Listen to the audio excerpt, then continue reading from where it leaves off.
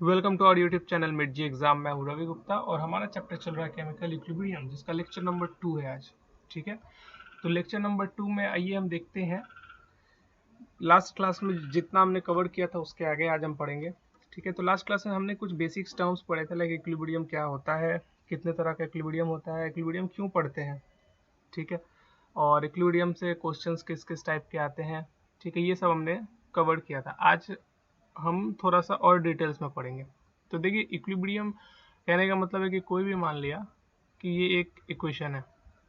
ठीक है, तो ये जो साइन है, ये वाला साइन, ये साइन बताता है कि वो आपका इक्वेशन, वो जो आपका केमिकल रिएक्शन है वो इक्विलिब्रियम में है, दिस। ठीक है, तो बेसिकली हमने क्या कवर किया था लास्ट क्लास में कि रिवर्सिबल और इरिवर्सिबल क्या होता है। ठीक है, तो जो रिवर्सिबल इरिवर्सिबल के बारे में हमने कवर किया था। तो रिवर्सिबल होता है आपका इक्विलिब्रियम रिएक्शन, और जो इरिवर्सिबल होता है वो होता है नॉन इक्विलिब्रियम रिएक्शन। ठीक है, तो ये हमने कवर किया था।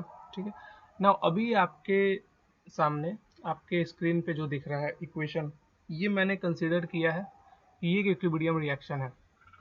ठीक है, अगर कहीं भी इक्वेशन लिखा हुआ है तो आप कैसे पता करोगे, ये साइन देखकर कि हाँ ये रिवर्सिबल का साइन है, इसका मतलब ये इक्विलिब्रियम है। ये रिवर्सिबल का साइन मैंने बताया था क्या दर्शाता है कि ये इस डायरेक्शन में रिएक्टेंट से प्रोडक्ट बन रहा है और इस डायरेक्शन में प्रोडक्ट से वापस क्या बन रहा है, रिएक्टेंट बन रहा है। ठीक है, मतलब जो प्रोडक्ट बनेगा वही वापस से रिएक्टेंट बन सकता है। ठीक है, तो ये चीज़ हमने कवर किया था ना। अभी एक रेट ऑफ रिएक्शन हमने पढ़ा था, rate of reaction, rate of reaction, और कुछ ब्रीफ इसके बारे में हमने डिस्कशन किया था। मैंने कहा था कि नेक्स्ट क्लास में हम लोग थोड़ा डिटेल्स डिस्कशन करेंगे, तो आज वो नेक्स्ट क्लास है, वही क्लास है आज। ना देखिए, रेट का मतलब क्या होता है, what do you mean by rate. कोई भी क्वांटिटी जब आप टाइम के रिस्पेक्ट में कैलकुलेट करते हो, this is known as rate. ठीक है, टाइम के रिस्पेक्ट में कुछ भी आप कैलकुलेट करते हो उसका मतलब कि आप उसका रेट बता रहे हो कि पर यूनिट टाइम में वो कितना चेंज हो रहा है।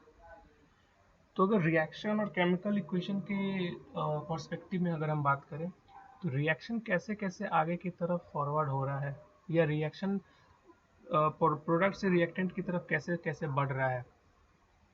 ठीक है, हर सेकेंड पे, हर यूनिट पे, तो वो बताता है हमारा रेट ऑफ रिएक्शन। केमिस्ट्री में हम लोग पढ़ते हैं। ठीक है, तो हमने ये क्लास क्लास में पढ़ा था कि जो रेट ऑफ रिएक्शन होता है, रेट ऑफ रिएक्शन को मैं आर ओ आर से रिप्रेजेंट करूंगा।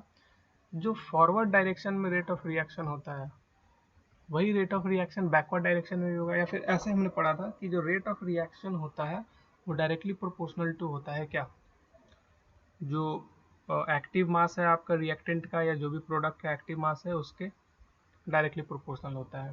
ठीक, तो लास्ट क्लास में हमने ये भी पढ़ा था कि एक्टिव मास किसको बोलते हैं, व्हाट इज एक्टिव मास।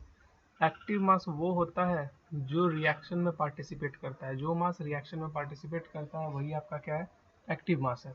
ठीक है, जिसमें हमने ये कवर किया था कि अगर कंसंट्रेशन का टर्म है, इसका मतलब कि हम कुछ एक्वस लेके चल रहे हैं, और अगर कोई गैसियस टर्म है, इसका मतलब कि हम पार्शियल प्रेशर के बारे में हम बात कर रहे हैं या प्रेशर के बारे में बात कर रहे हैं। ठीक है, कहीं कहीं पे मोल फ्रैक्शन भी आता है, मोल फ्रैक्शन, ये सब अभी आज देखने को मिलेगा आपको। ठीक है, ये सब हमने कवर किया था। तो मैंने ये कहा था कि rate of reaction is directly proportional to active mass, उसका अब एक्टिव मास का पावर कुछ भी एन। ठीक है, तो ये सब चीज़ था। नाउ अभी हम थोड़ा सा इसको और एक्सप्लेन करके समझते हैं। ठीक है, इसको थोड़ा और एक्सप्लेन करके समझते हैं। क्या बोलते हैं इसको, डेरिवेशन आप बोल सकते हो, you can say it as a derivation. ठीक है, law of mass action, law of active mass, या लॉ ऑफ मास एक्शन भी बोलते हैं। लॉ ऑफ एक्टिव मास देखिए क्या कहता है।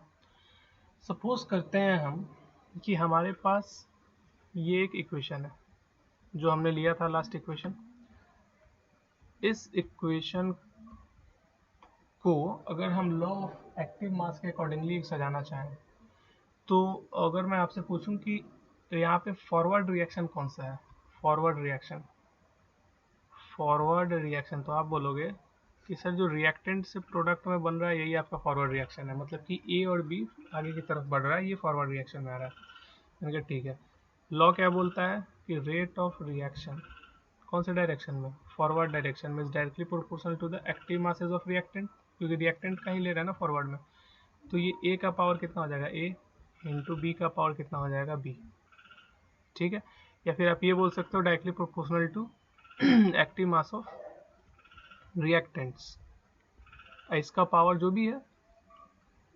फिर मैंने कहा कि भाई एक काम करो, ये तो ठीक है, प्रोपोर्शनैलिटी कांस्टेंट हटाओगे तो कुछ आएगा क्या यहाँ पे, क्योंकि प्रोपोर्शनैलिटी कांस्टेंट तो हटाना पड़ेगा ना, कांस्टेंट रहता है तो वो हटता ही है प्रोपोर्शनैलिटी कांस्टेंट। तो फिर ये प्रोपोर्शनैलिटी कांस्टेंट हटता है यहाँ पे, और एक इक्वल आएगा और साथ में एक कांस्टेंट भी उतर के आता है, क्योंकि ये फॉरवर्ड डायरेक्शन में हो रहा है, इसलिए जो कांस्टेंट उतर के आएगा वो क्या आ जाएगा, के एफ। के से रिप्रेजेंट करते हैं हम प्रोपोर्शनैलिटी कांस्टेंट को। ठीक है, इक्विलिब्रियम कांस्टेंट भी बोल सकते हो। ये हो जाएगा के इंटू ए का पावर ए इंटू बी का पावर बी, या फिर आप इसको ये बोल सकते हो दिस इज इक्वल टू के एफ इंटू रिएक्टेंट्स का पावर एन।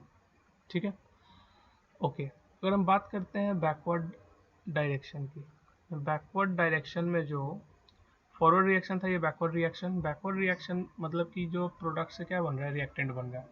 तो जब प्रोडक्ट से रिएक्टेंट बनेगा तब जो रेट ऑफ रिएक्शन होगा इन क्या, backward direction, is equal to क्या हो जाएगा, ये भी डायरेक्टली प्रोपोर्शनल है। डायरेक्टली प्रोपोर्शनल, यहाँ पे प्रोपोर्शनैलिटी देखो, इसको मैं क्लियर तरीके से लिख ही देता हूँ कि कंफ्यूजन नहीं हो। This is directly proportional to क्या, सी का पावर सी इंटू डी का पावर डी, या फिर डायरेक्टली प्रोपोर्शनल टू क्या बोल सकते हो आप, प्रोडक्ट्स का पावर n1। ठीक है, ऐसे आप लिख सकते हो। यहाँ तक कोई डाउट है? फर्दर इसको जब हम ब्रेक करेंगे तो रेट ऑफ रिएक्शन इन जो बैकवर्ड डायरेक्शन है ये हटेगा, इक्वल प्रोपोर्शनैलिटी कांस्टेंट हटेगा, और यहाँ आएगा क्या, एक कांस्टेंट के बैकवर्ड डायरेक्शन में है तो b इंटू प्रोडक्ट का पावर क्या हो जाएगा, n, और प्रोडक्ट की जगह पे क्या है, c का पावर c, d का पावर d, ये कैपिटल D है। ठीक है, ओके। अभी हमें मालूम है कि हमने जो लास्ट क्लास में जो कॉन्सेप्ट पढ़ा था, हमें वहाँ से ये पता है कि आप किसी भी डायरेक्शन से रिएक्शन कराओ, या तो इधर से इधर स्टार्ट करो या तो इधर से इधर स्टार्ट करो, दोनों रेट ऑफ रिएक्शन क्या होता है, इक्वल होता है। इसका मतलब कि जो हमारा ये वाला टर्म है, जो हमारा ये वाला टर्म है, ये ब्लू वाला जो मैं सर्कल कर रहा हूँ, ये वाला जो टर्म है, ये दोनों टर्म इक्वल होगा। इसका मतलब कि हमारा LHS इक्वल होगा तो हमारा RHS भी क्या होगा, इक्वल होगा। इसका मतलब कि आप ये लिख सकते हो कि केफ इंटू रिएक्टेंट का पावर n, ये n1 है ना, is equal to K b into product का पावर n1। इसका मतलब आप लिख सकते हो कि K f by K b is equal to product का power n1 divided by reactant का पावर n। ये बहुत इंपॉर्टेंट रिजल्ट है, ये पूरे केमिकल इक्विलिब्रियम में सबसे इंपॉर्टेंट रिजल्ट है ये। यहाँ से अगर मैं बोलूँ कि ये, अगर यहाँ से मैं बात करता हूँ कि ये के एफ और ये के बी क्या है, तो आप बोलोगे कि सर ये तो इक्विलिब्रियम कांस्टेंट है। ठीक है, तो equilibrium constant K is equal to E, मतलब इक्विलिब्रियम, ये है आपका इक्विलिब्रियम कांस्टेंट। तो equilibrium constant is equal to क्या हो जाएगा, प्रोडक्ट का पावर, उसका stoichiometric coefficient n1 divided by reactant का पावर, उसका स्टोइकियोमेट्रिक कोफिशिएंट n। ये बहुत इंपॉर्टेंट है, very very important this is. ठीक है, तो ये एक डेरिवेशन था जो आपको समझना काफ़ी ज़रूरी था। ठीक है, यहाँ तक किसी को कोई डाउट है? यहाँ तक समझ गए? ठीक है, ओके। अगर यहाँ तक समझ चुके हो तो हम थोड़ा सा और आगे बढ़ते हैं। Predicting the extent of a reaction. देखो यहाँ predicting the extent of reaction बढ़ने से पहले थोड़ा सा कुछ देख लेते हैं हम, और जो अभी हमने पढ़ा है कि equilibrium is equal to product का power n1 divided by reactant का पावर n। ठीक है, यहाँ पे अगर मैं बात करूँ कि ये डब्बा जो बना हुआ है, ये ऐसे करके डब्बा, ये आपका बताता है कंसंट्रेशन के टर्म को, या जिसको आप मोलैरिटी बोलते हो। ठीक है, और ये भी नीचे वाला मोलैरिटी ही है, क्योंकि यहाँ पे कोफिशिएंट जो है n1 और ये n, तो n1 n से डिफर करता है, ये इक्वल नहीं है। तो ये भी हो सकता। तो अब यहाँ पे एक सवाल उठता है कि सर कंसंट्रेशन का जो यूनिट है, मैं बात कर रहा हूँ बेसिकली यूनिट की, यूनिट ऑफ के। तो यहाँ पे क्योंकि कंसंट्रेशन का यूनिट क्या होता है, मोल पर लीटर, ठीक है, और इसका पावर n1 है, या m भी मान सकते कुछ भी, डिवाइडेड बाय यहाँ पे मोल पर लीटर का पावर n है, क्योंकि n1 n से तो डिफर है। तो यहाँ पे जो नेट यूनिट आएगा, ये मोल मोल ये कटेगा नहीं, ये मोल का पावर n1 माइनस n हो जाएगा, ठीक है। उसके बाद से इंटू एल का पावर n माइनस n1 हो जाएगा, ठीक है, ये याद रखना है। ये यूनिट है आपका basically in terms of concentration या मोलैरिटी, ठीक है। ये एल ऊपर चला जाएगा, ये एल के साथ ऐसा, क्लियर है। तो ये सब यूनिट्स हम यूज़ करेंगे आगे, तो और अच्छे से समझ में आएगा। अगर इसी के जगह पे हम एटमॉस्फेयर रख देंगे तो वो प्रेशर के टर्म में हो जाएगा। ये जैसे जैसे आएगा वैसे वैसे हम समझेंगे आगे, ठीक है। अब देखिए, अब आते हैं हम इस वाले टॉपिक पे जिसका नाम है predicting the extent of a reaction. Extent of a reaction कहने का क्या मतलब, प्रिडिक्टिंग का मतलब क्या, पहले हम प्रिडिक्ट कर रहे हैं, हम पता कर रहे हैं, हम ऐसा अनुमान लगा रहे हैं कि रिएक्शन कौन से डायरेक्शन में होगा, रिएक्शन कैसे होगा। मतलब कि आपने इक्विलिब्रियम में किया है, मतलब कि प्रोडक्ट और रिएक्टेंट किधर से भी बढ़ो तो दोनों सेम ही प्रोडक्ट, जो रिएक्टेंट से प्रोडक्ट बनेगा वही प्रोडक्ट से वापस रिएक्टेंट बनेगा, वही रिएक्टेंट, ठीक है। तो जब ऐसा कंडीशन है तो मान लिया कि रिएक्टेंट के कंसंट्रेशन को हम बढ़ा देते हैं तो प्रोडक्ट पे क्या असर पड़ेगा, प्रोडक्ट के कंसंट्रेशन को बढ़ा देते हैं तो रिएक्टेंट पे क्या असर पड़ेगा, और ओवरऑल पूरे इक्वेशन पे, उस पूरे केमिकल इक्वेशन में, पूरे केमिकल रिएक्शन पे क्या असर पड़ेगा, इस चीज को पढ़ने के लिए हम पढ़ते हैं predicting the extent of reaction. और नीट में एक बार इससे क्वेश्चन आ भी चुका है, ठीक है। तो हम समझेंगे जरा डिटेल्स में इस चीज को। तो पहला लाइन जरा पढ़ो कि high value of equilibrium constant indicates that product, ये प्रोडक्ट है, product concentration is high and its low value indicates that the concentration of the product in equilibrium is low। क्या बोलता है जरा समझिए, यहाँ पे देखो, कहता है कि हायर वैल्यू, ये यहाँ पे रिएक्टेंट है और यहाँ पे ये प्रोडक्ट है, ठीक है। अब देखिए, ये कह रहा है कि अगर आपने प्रोडक्ट की तरफ कंसंट्रेशन को बढ़ा दिया है, प्रोडक्ट के तरफ अगर आपने कंसंट्रेशन को बढ़ा दिया है, इसका मतलब कि रिएक्टेंट कम हो गया है, ठीक है। तो प्रोडक्ट के तरफ जब कंसंट्रेशन बढ़ रहा है, इसका मतलब कि रिएक्शन आपका इधर मूव कर रहा है, समझ में आ रहा है।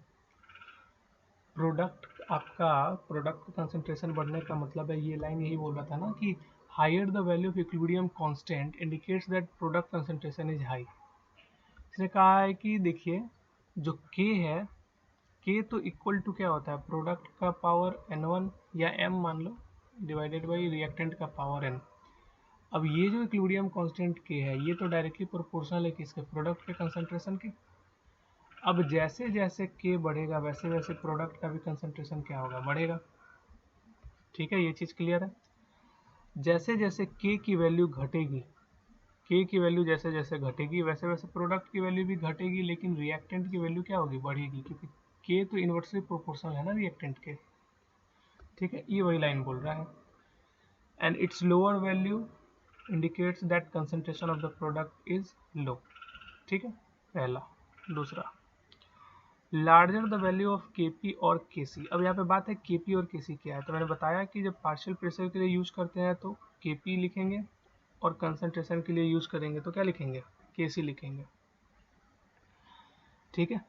तो अब क्या बोल रहा है, larger the value of Kp और Kc larger than about 10⁻³ favours the product strongly.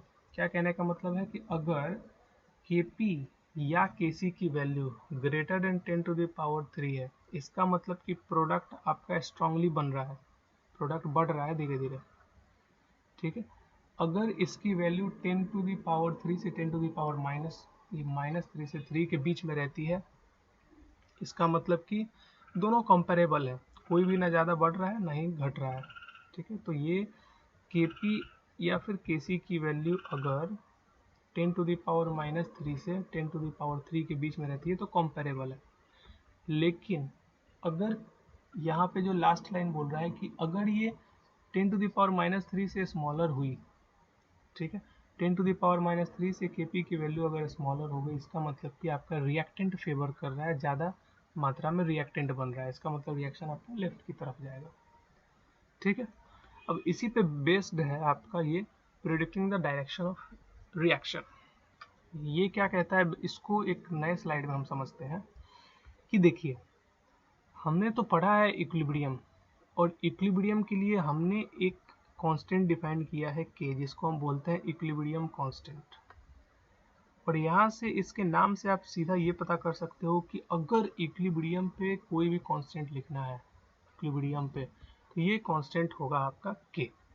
Equilibrium के अलावा इस k को हम और कहीं नहीं लिख सकते हैं, जब भी लिखेंगे तो सिर्फ और सिर्फ इक्विलिब्रियम कंडीशन में लिखेंगे। अब बात यहाँ पे ये आती है कि सर अगर ये जो रिएक्टेंट है, मान लिया जब ये प्रोडक्ट बनाएगा, तो ऐसा तो नहीं है कि ये डायरेक्ट इक्विलिब्रियम पे पहुंच जाएगा। ये जब इनिशियली अगर t = 0 पे ये 1 मोल था, तो ये तो कुछ भी नहीं था। लेकिन कुछ समय बीतने के बाद ये कुछ टूटेगा, कुछ बीच का इंटरमीडिएट फेज आएगा, और लास्ट में जाके कुछ खत्म हो जाएगा। मान लिया x खत्म हो गया, ये जो है यहाँ पे, तो ये इक्विलिब्रियम में आ गया। ये जैसे जैसे धीरे धीरे खत्म होता गया, ये इतना बनता गया। वैसा समय आया कि दोनों इक्विलिब्रियम में आ गया, तो वो ये वाला कंडीशन है इक्विलिब्रियम का condition. But what about this intermediate phase? इस इक्विलिब्रियम पे तो आप निकाल लोगे k से, k का हेल्प लेके, लेकिन अगर उस इंटरमीडिएट फेज की बात करें हम यहाँ पे, तो यहाँ पे फिर कैसे निकालोगे आप इक्विलिब्रियम का, ये कांस्टेंट कैसे कैलकुलेट करोगे? ये एक बहुत बड़ी समस्या आई थी।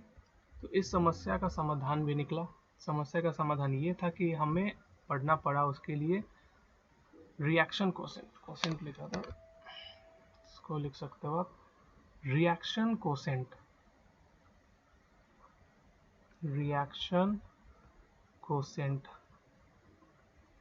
ठीक है, रिएक्शन कोसेंट पढ़ना पड़ा उसके लिए हमें। अब ये रिएक्शन कोसेंट क्या करता है, इसको हम जरा समझेंगे। कि बता रहा था सिर्फ इक्विलिब्रियम के कंडीशन पे उस कांस्टेंट की वैल्यू को, लेकिन ये जो रिएक्शन कोसेंट है, जिसको कि हम Q से रिप्रेजेंट करते हैं, ये कहता है कि भाई सुनिए, आपका K है सिर्फ इक्विलिब्रियम कंडीशन पे बताता है, लेकिन हम, इसका मतलब कि ये Q आप शुरू से लेके लास्ट तक के बीच में कहीं भी आपको कैलकुलेट अगर करना है, ठीक है, शुरू से लेके लास्ट तक में, जब तक इक्विलिब्रियम नहीं आता उस तक के बीच में कहीं भी आपको अगर कांस्टेंट कैलकुलेट करना है, तो उसके लिए हम तैनात हैं। ठीक है, तो रिएक्शन कोसेंट क्या बोलता है कि मेरी जो वैल्यू होगी वो भी वही होगी जो इक्विलिब्रियम की होती थी, प्रोडक्ट का power m divided by reactant का पावर n। ठीक है, तो ये सेम टू सेम वही है, और k भी आपका क्या था, वही था, प्रोडक्ट का पावर m बाई रिएक्टेंट का पावर n, यही था। अब आप यहाँ पे सोच रहे होगे कि फॉर्मूला तो एक ही है, फॉर्मूला एक ही है, लेकिन सिग्निफिकेंस अलग है k का और q का।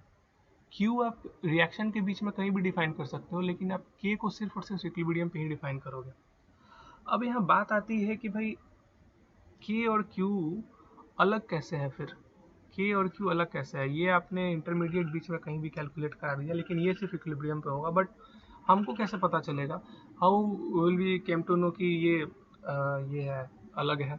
ठीक है, तो अभी तो आप सामने नहीं हो, तो वरना मैं हाथ से ऐसे पोजीशन एक करके बताता आपको, बट आप ऐसे समझो, ठीक है, कि यहाँ पे 3 कंडीशन दिए हुए हैं, यही तीनों कंडीशन हमें समझना है। देखिए, ये Q की वैल्यू है, अभी मैंने बताई कि इस इक्वेशन के लिए Q की वैल्यू को क्या लिखेंगे, ऐसे लिख सकते हैं, सेम टू सेम जैसे K का लिखते थे। ठीक है, अब यहाँ पे 3 कंडीशन है। पहला है QC is greater than KC, दूसरा है QC is greater than less than KC, और तीसरा है QC is equal to KC। अब ये तीनों को हम बारी बारी से समझते हैं कि क्या है। Sorry, okay. अब बोल रहा है कि अगर Q is greater then K रहा, C लगाया मतलब कंसंट्रेशन के लिए, Q इज ग्रेटर देन सी रहा तो क्या होगा। अब देखिए, सपोज कीजिए कि ये के है, यहाँ पे ये के है, दिस इज के। एक सेकेंड, इसको थोड़ा सा और अच्छे से, सपोज कीजिए यहाँ पे ये के है, ये एक तराजू है, ये के है और ये क्या है आपका क्यू है, ठीक है। और यहाँ पे समझिए, अगर क्यू को आपने बड़ा कर दिया है, क्यू को बढ़ा दिया है, ठीक है, तो क्यू यहाँ से अब हट के कहाँ चला आएगा, यहाँ पे चला आएगा। पहले तो यहाँ पे था, अब कहाँ चला आएगा, यहाँ पे चला आएगा। ठीक है, क्यू बढ़ रहा है, इसका मतलब कि प्रोडक्ट आपका क्या हो रहा है, बढ़ेगा। क्यू बढ़ रहा है, इसका मतलब प्रोडक्ट आपका क्या हो रहा है, बढ़ रहा है। अगर प्रोडक्ट आपका बढ़ रहा है तो क्या इक्विलिब्रियम में ये रिएक्शन रहेगा, बताइए।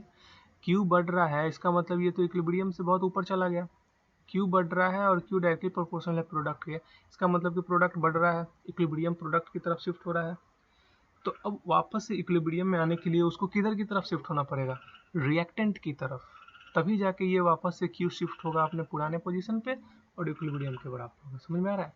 तो जब भी क्यू इज ग्रेटर देन के रहा तो रिएक्शन शिफ्ट करेगा रिएक्टेंट की तरफ, जो कि हमने यहाँ पे लिख रखा है, ठीक है।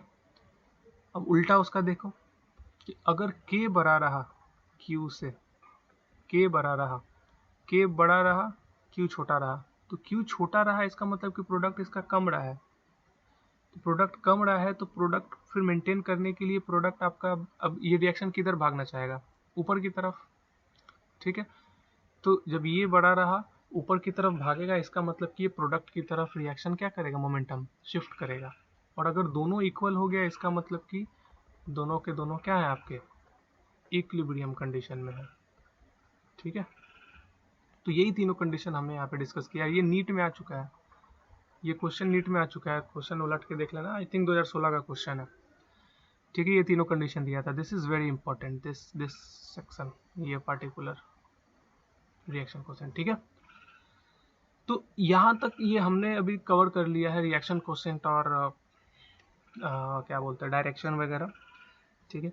आई होप कि आपको समझ में आया है, ठीक है। अगर ये समझ में आया है तो मैं हालांकि आज ही आपको बताने वाला था डिग्री ऑफ डिसोसिएशन का कॉन्सेप्ट, बट आई थिंक काफ़ी लेंदी हो जाएगा आपके लिए समझना, ठीक है। तो अभी आप क्या करेंगे कि अभी जितना मैंने बताया है आप उसको रिवाइज करेंगे।